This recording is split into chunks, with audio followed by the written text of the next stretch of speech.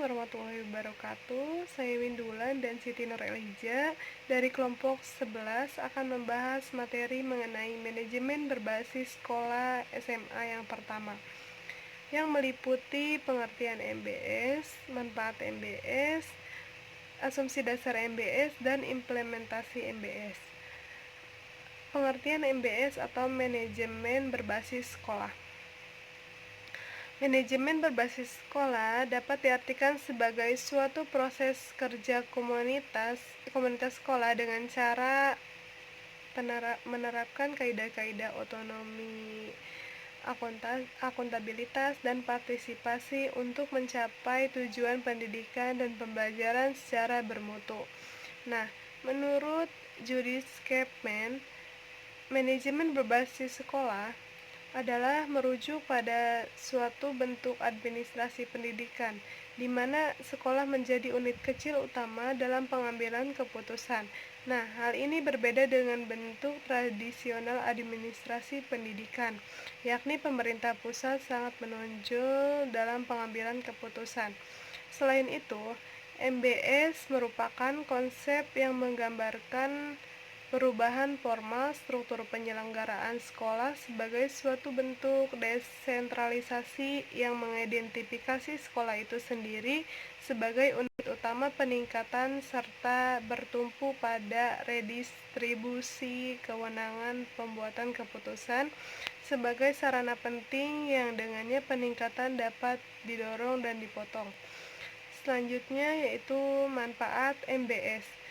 Manfaat MBS akan menghasilkan nilai positif bagi sekolah, yaitu sekolah lebih mengetahui kekuatan, kelemahan, peluang, dan ancaman bagi sekolah yang bersangkutan, sehingga sekolah dapat lebih mengoptimalkan pemanfaatan sumber daya yang ada, dan sekolah lebih mengetahui kebutuhan skala prioritasnya. Pengambilan keputusan lebih partisipatif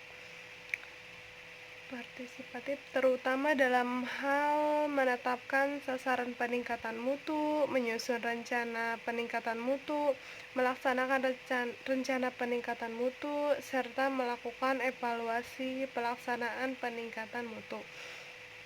Selanjutnya, penggunaan dana lebih efektif dan efisien sesuai dengan skala prioritasnya, dan keputusan bersama lebih menciptakan transparansi dan demokrasi, serta menumbuhkan persaingan sehat sehingga diharapkan adanya upaya inovatif.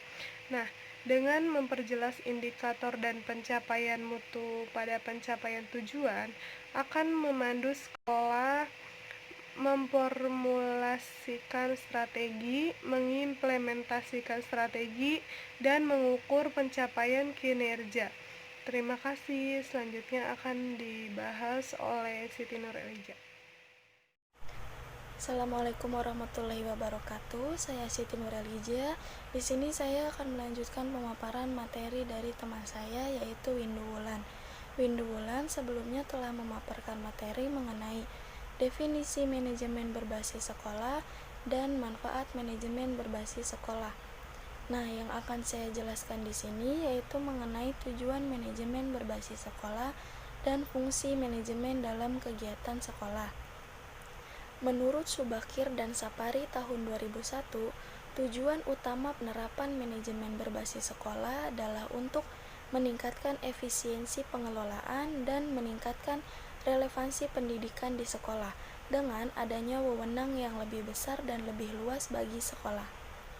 Sedangkan menurut Mulyasa pada tahun 2006, tujuan manajemen berbasis sekolah yang pertama yaitu peningkatan efisiensi, antara lain melalui keleluasan mengelola sumber daya partisipasi masyarakat dan penyederhanaan sumber daya sekolah.